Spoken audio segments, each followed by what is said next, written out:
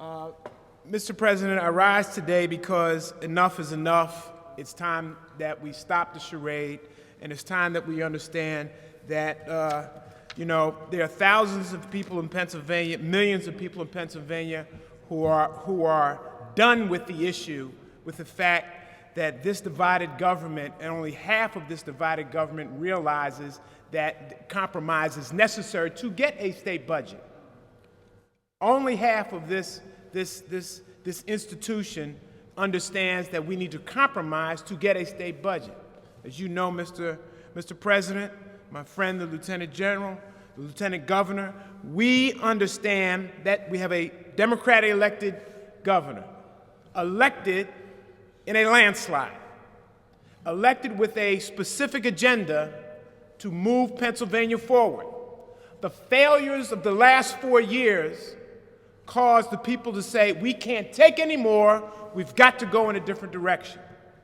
We've got to change the course of this Commonwealth and go in a different direction. The failures of the last 4 years caused the education scores for Pennsylvania school children to drop dramatically when they had been soaring and going up. The failures of the last 4 years caused Pennsylvania's employment situation to drop dramatically. Last in the nation in new job creation, last amongst the 7-state region in private sector job creation, last in terms of a very important issue in terms of raising the minimum wage, which I will deal with very shortly, Mr. President. The people in this Commonwealth said that we've got to go in a different way in this state, that we've got to do something different. And they sent a strong and clear message, strong and clear, in a landslide election, elected a new governor. First time in the history of the Commonwealth of Pennsylvania. They said we must do something different. We cannot be last in private sector job creation. We cannot be at the bottom in terms of our education system. We cannot be the laughingstock of the nation, where we're the only state in the nation that does not provide a fair and balanced taxing situation on the Marcellus Shale industry, and how we let these millionaires become billionaires on our watch. That's what the people wanted. And we got a new governor. And the governor put out a budget proposal in March of this year. Said, this is where we want to go. This is what we need to do. We need to change our education system. We need to change our employment system. We need to bring some fairness and provide a tax on the shale industry so that they can pay at least as much as every small business taxpayer pays in the Commonwealth of Pennsylvania. That's what they asked for, and that's what he offered up. That's what he put on the table, Mr. President. A fair budget, a fair proposal. In addition to trying to do the good things that I just talked about, he also recognized that we have a $1.3 billion structural budget deficit in Pennsylvania that has to be addressed, cannot be ignored. We cannot walk away from it. Because if we walk away from that fiscal irresponsibility of the failures of the last 4 years, we'll only be doomed to repeat those failures. And Pennsylvania's people cannot go through that hell any longer. It was a failure, clear, consistent failure across the board. And in fact, while everywhere else in the nation was trending Republican, the people in the state of Commonwealth said, we're not having any more failures. We want to have a Democratic governor, and they elected one. And he put out a budget proposal. And we've gone through the charade of the last 4 to 5 months, Mr. President, of having what we call negotiations. Well, negotiations only exist when one side, understanding that we have a divided government and that only as a result of gerrymandering are the Republicans in charge of the Senate and the House, but that is the reality. It is a divided government, so there must be compromise on both sides. And in every situation in these budget negotiations, our governor, elected by a mandate, elected by a landslide, has chosen to compromise. He compromised on his tax proposal. He compromised on his economic development proposal. He's compromised on every single proposal, even the ideas that the majority in the House and the Senate want to do. The privatization of our liquor system, the destruction of our pension system. That's what they want. They want to put liquor on every block, in every neighborhood, in every community. They want to say, I'll give you money for education, but you got to free up the booze. So it becomes, Mr. President, a booze for kids conversation, which is totally without integrity and lacks merit on its base. But he's compromised on each one of those issues. And what have we gotten on the other side? Nothing. No compromise. No willingness to give up. No willingness to give in. No willingness to understand that the people want something different. And what they give up on the other side is the same old you-know-what. Same old tired politics, same old tired policies, same old, same old. And we can't go for the okey doke anymore. It's got to change. The attitude has got to change. What is clear now is that what the madness that exists in Washington, D.C., in the Republican Party has now visited itself in Harrisburg. It has now spread itself across the table in Harrisburg. It interferes with smart, thoughtful public policy conversations that need to be put in place, and it interferes with us trying to move everything forward. That's what we get from the other side. Most emblematic in the lack of sensitivity in the other side is the issue of the raising the minimum wage.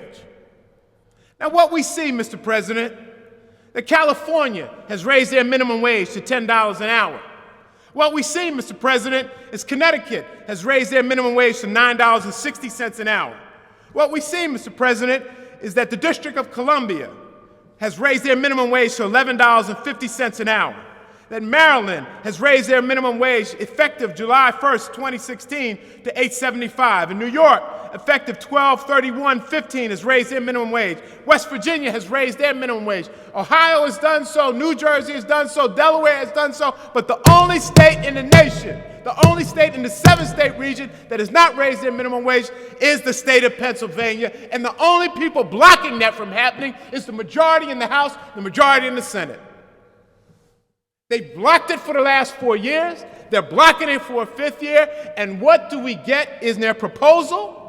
Their baseline proposal about raising the minimum wage in Pennsylvania is some maddening piece of legislation that keeps Pennsylvania's people in poverty. That's what we get from the other side. A maddening piece of legislation that keeps people in poverty. It keeps people in poverty. And I guess that's what the Republican Party wants in Pennsylvania. It seems that that's what they want nationally, is to keep people in poverty. We want to raise the minimum wage, drive it up, make sure that everyone gets paid a fair amount of money for the fair amount of hours that they put in. We want people to rise up and climb up out of poverty, to in fact work their way out of poverty. What the majority wants, based on this proposal, introduced by the good senator from York, Pennsylvania, he wants to keep people in poverty, basically enslaved wages. That's his proposal. That's their proposal. That's their concept. And consequently, as a result of that, as a result of them being held hostages for this maniacal policy that keeps people in poverty, we're stuck. And the people in Pennsylvania are stuck. And low-income working people in Pennsylvania are stuck based on this policy to keep people in poverty. Held hostage. Held hostage. Millions of low-income working people held hostage.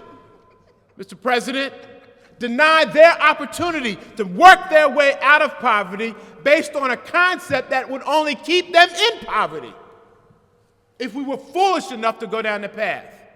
But it seems, Mr. President, we can't even get a vote on that piece of legislation, let alone any other minimum wage legislation.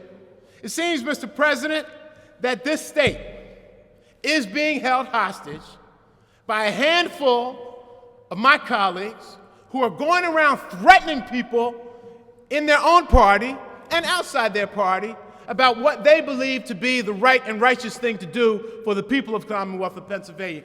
Even though the people have said they wanted something different, even though the people have said they wanted to raise the minimum wage, even though the people have said through all the research that if you raise the minimum wage, that the standard of living for everybody goes up and there is no job loss.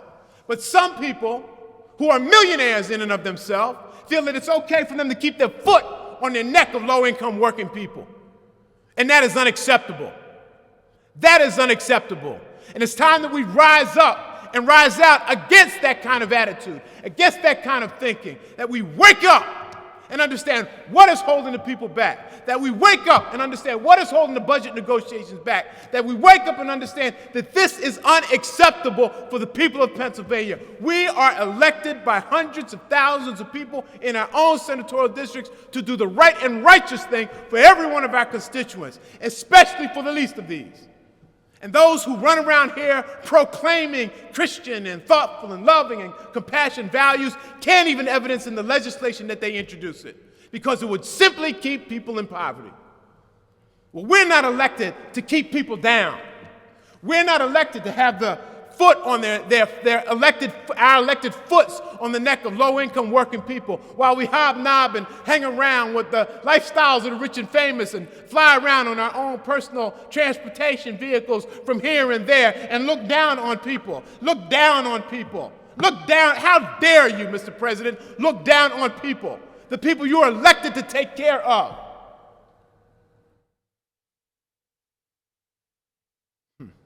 There was a saying, Mr. President, that some folks were born with a silver spoon in their mouth.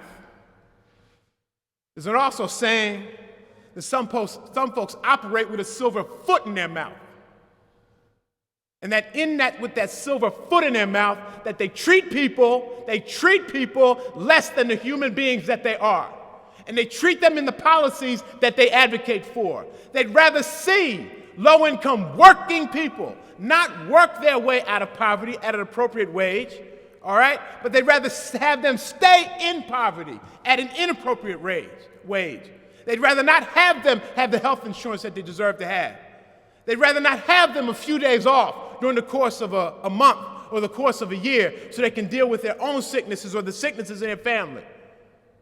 It is a derailed, deranged attitude that exists, that has invaded this body, that does not allow for common sense conversations, that will only hold Pennsylvania back further.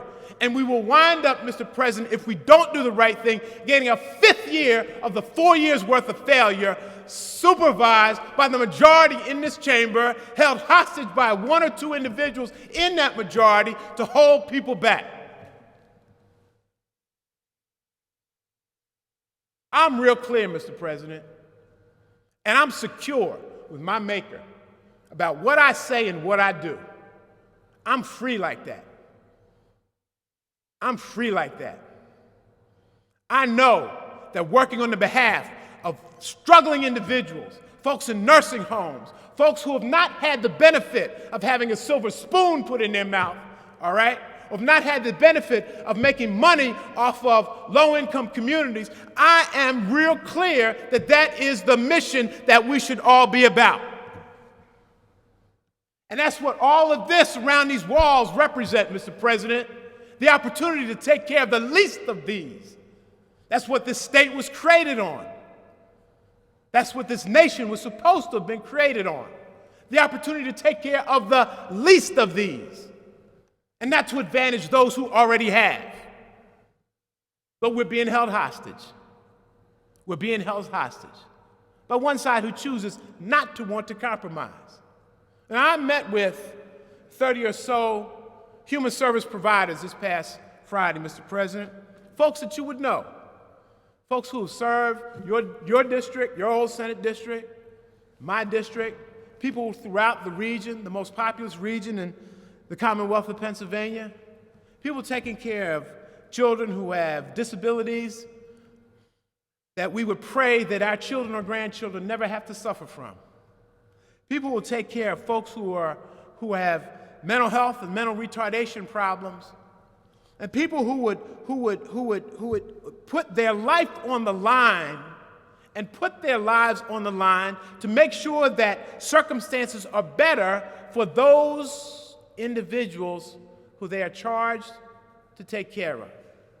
And I raised a question with them. I said, hey, would you be willing to pay a little bit more in your personal income tax so that you could get a benefit on the back end and maybe a little reduction in your wage tax or your property tax, but also to make sure that your programs are fully funded so they can be secure and go forward? Would you be willing They said absolutely yes, without any hesitation. We would pay a few more dollars out of our pockets to make sure that it's for the best of everybody. We would pay, and these are individuals, I would suggest, Mr. President, who are not filthy rich, who don't have their own personal transportation systems to carry them from here and there and to look down on people. These are people who are struggling mightily every day, who work hard every day to make a difference in people's lives every day for little or no salary. They do it every day. They depend upon the good benefits and the coffers of the Commonwealth of Pennsylvania to try to create a bit of an equal playing field. But they're being held back. And they said, thank you for helping us to understand the total picture. Thank you for helping us to understand what's really going on. Thank you for fighting against the 4 years of cuts from the previous administration and trying to get those dollars restored so that we could get closer to trying to provide something good for our people.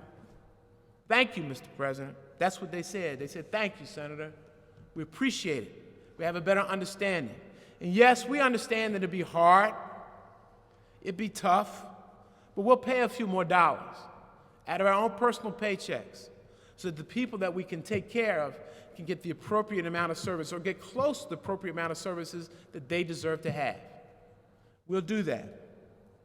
But understand this, Mr. President, we also have to figure out how to deal with the wage scale of our workers. Senator, they said we have to figure out how to deal with the wage scale of our workers because right now, you know, we're not able to pay our folks a whole lot of cash. They're making minimum wage, maybe a few pennies more, about $7.25 an hour. That's what they're making.